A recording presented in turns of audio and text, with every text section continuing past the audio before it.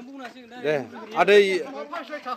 BTC मोननाया दिनै 15 बोसोर जाबाय बिटिसि सालायनाया हाग्रामाया गोदो हाग्रामायाथ' आन्दलनाव नोंसिनि गामियावनो फैनानै थाखोआव फैलायदोंमोन नङा होमबा बड'लेण्ड नांगौ होननानै दा जायखिजाया बड'लेण्ड मोनाबाबोथ' बिटिसिखौ मोनबाय ओमफ्राय बिटिसि मोननानैबो दिनैसिम माने नोंसोर गामिनिया रायजोफ्रा बे रायजोफ्रा गासिबो माने मा होनदों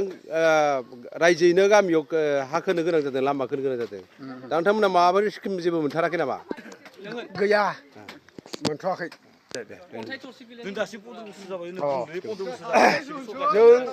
दासिमबो दा जों सरकारनिफ्राय जेबो आलिनि बा आलिनि खुनु सरकारनि खोनाय माबाखौनो मोनाखै दा बेखायनो जों रायजोयैनो खाथिना खोना लानांगौ जाहैदों दा नङाबा दिनै बिटिसि सरकारा 15 बोसोर जालायलांबाय दासिमबो जुदि जोंनो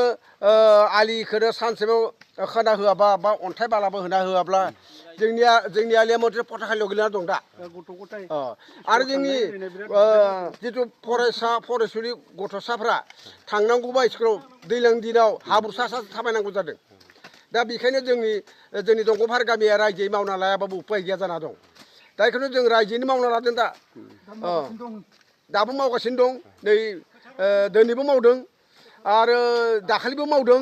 आरो जों दिनै हास्लाबाबा आरो आहे रबिबारै आरो जों मावना लाबावगोन